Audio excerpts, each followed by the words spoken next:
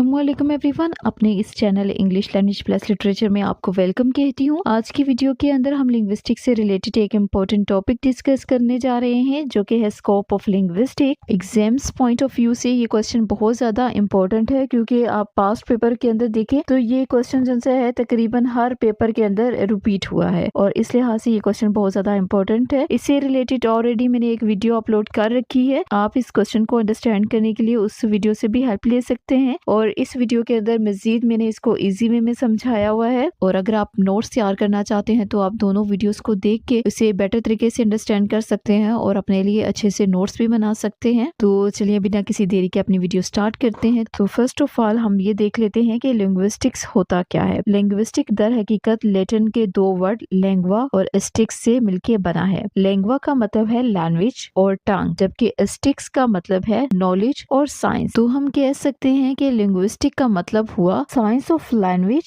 या फिर study of language. ठीक हो गया। और इसकी डेफिनेशन कुछ यूं भी लिख सकते हैं, linguistic can be defined as the science और systematically of language.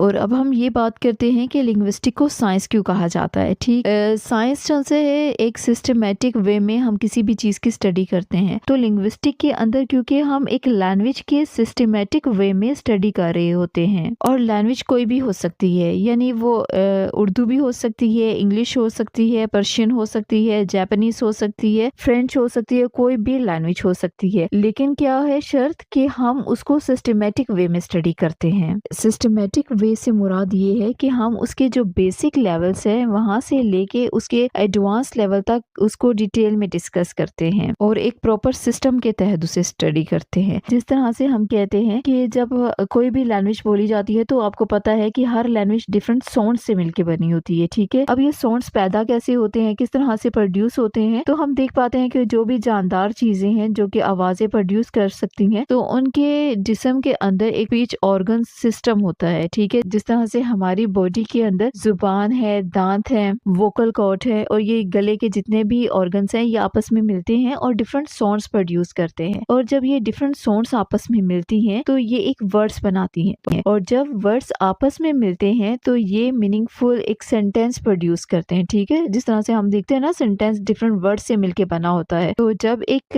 Proper sentence बनता है जो कि ना सिर्फ ग्रामेटिकली ठीक होता है बल्कि उसकी एक प्रॉपर सेंस बन रही होती है, जिस तरह से हम रोजमर्रा जिंदगी में देखते हैं जो भी हम लैंग्वेज बोल रहे होते हैं उसकी एक प्रॉपर सेंस होती है। ऐसा नहीं होता कि हम जो से बेतुके वे में जो सारे वर्ड्स को आगे पीछे करके अरेंज करते, ऐसा नहीं होता। हम इन वर्ड्स को एक प्रॉपर सेंस के साथ, एक ग्रामेटिकली स्ट्रक्चर भी उसका सही होता है और इसकी एक प्रॉपर सेंस बन रही होती है, हम इन वर्ड्स को इस तरह से जोड़ते हैं और सेंटेंस बनाते हैं। और इसी तरह हम लातादाद सेंटेंसेस अपनी डेली लाइफ के अंदर यूज करते हैं।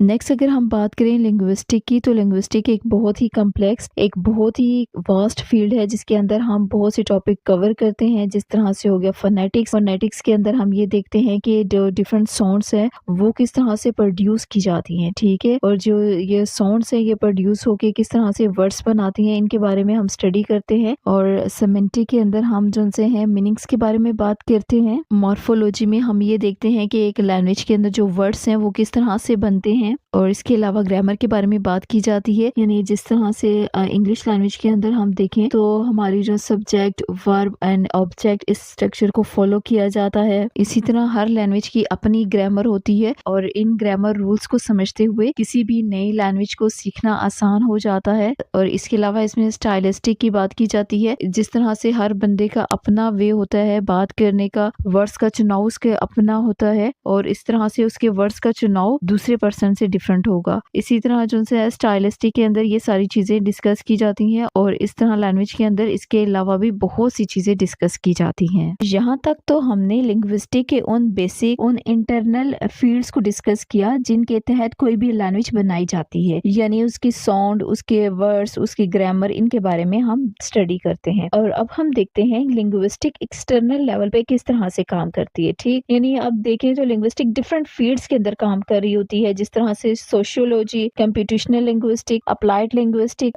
साइको लिंग्विस्टिक्स, इन सारी फील्ड्स के अंदर लिंग्विस्टिक काम कर रही होती है। सोशल लिंग्विस्टिक के अंदर हम ये देख रहे होते हैं कि हमारे जो सोसाइटी के अंदर है वो लैंग्वेज किस तरह से यूज की जाती है। यानी अगर एक सोसाइटी की बात करें तो एक सोसाइटी के अंदर लैंग्वेज किस किस तरह से यूज की जाती है। प्रोफेशनल लाइफ की बात करें तो जो ट्रक ड्राइवर है उसकी जो लैंग्वेज होगी वो डिफरेंट होगी। एक टीचर है उसकी जो लैंग्वेज होती है वो टोटली डिफरेंट होती है। इसी तरह जो डॉक्टर है उसकी लैंग्वेज, उसके जो रोजमर्रा के जो वर्ड्स यूज करता है वो डिफरेंट होगी। और वही डॉक्टर जब घर के अंदर बात करेगा तो उसकी वोकैबुलरी, उसके जो वर्ड्स होंगे वो डिफरेंट होंगे। ठीक हो गया। और इसी तरह से थोड़ा सा एडवांस लेवल पे जाए तो हम ये देखते हैं कि एक एरिया की जो लैंग्वेज होती है वो दूसरे एरिया से मुख्तलिफ होती है। और इसी तरह फिर आगे मजीद और एडवांस लेवल पे जाए तो हम ये भी देख पाते हैं कि जो सा है एक जो मुल्क है उसकी लैंग्वेज दूसरे मुल्क की लैंग्वेज से मुख्तलिफ होगी। और इसी तरह हम ये भी देख पाते हैं कि एक एरिया के अंदर जो हमारी फॉर्मल लैंग्वेज है वो जो सी है वो इनफॉर्मल लैंग्वेज से डिफरेंट होगी। जिस तरह से समटाइम हम जो है किसी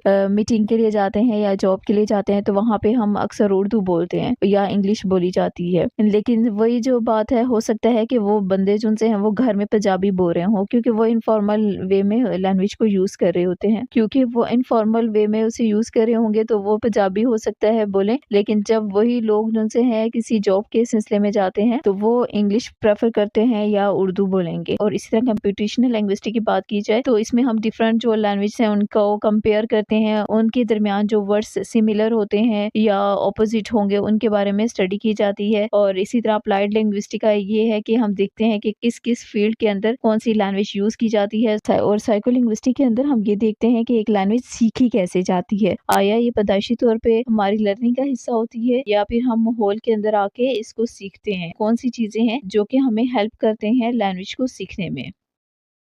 और इसके अलावा देखा जाए तो linguistic modern medicine, literature, anthropology और सोशल साइंस में भी काम करती है। और इस तरह से हम कह सकते हैं कि लिंग्विस्टिक के जरिए से ना सिर्फ हम लैंग्वेज की हिस्ट्री को जान पाते हैं बल्कि हम ये भी जान पाते हैं कि एक लैंग्वेज मॉडर्न शक्ल में किस तरह से आई, किस तरह से नए नए वर्ड एक लैंग्वेज के अंदर ऐड हो जाते हैं। और ना सिर्फ वो ऐड होते हैं बल्कि वो यूज में भी आते हैं। ठीक है। जिस तरह से हम अपनी अगर लैंग्वेज की मिसाल लेते हैं तो तकरीबन 15-20 साल पहले किसी तरह का कोई word internet, mobile, laptop, SIM वगैरह से रिलेटेड नहीं था। लेकिन जो जो एडवांसमेंट होती गई, नई चीज़ों की इजादात होती गई तो ये नए वर्ड्स भी हमारी लैंग्वेज का हिस्सा बने और अब हम उन्हें बहुत अच्छे तरीके से अपनी लैंग्वेज के अंदर रोज़मर्रा ज़िंदगी के अंदर यूज़ कर रहे होते हैं। तो इस तरह से लिंग्विस्टिक के ज़रिए से हम अपनी कम्युनिकेशन स्किल्स को भी बेहतर बनाते हैं।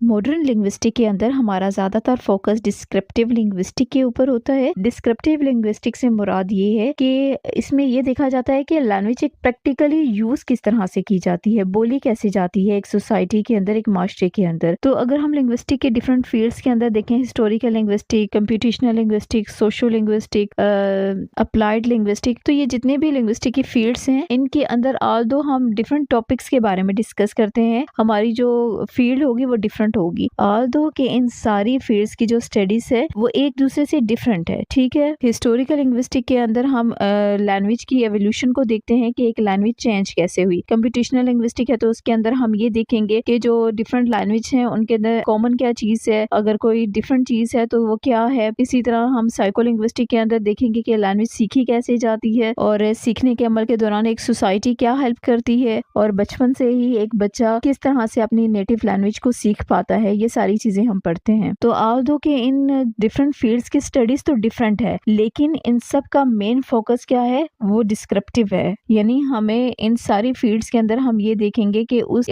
फील्ड के अंदर जो लैंग्वेज है वो किस तरह से बोली जाती है। ठीक है। उसके प्रैक्टिकल यूज के बारे में हम स्टडी जरूर करेंगे। तो मेन जो फोकस होगा हमारा वो डिस्क्रिप्टिव लिंग्विस्टिक के ऊपर होगा।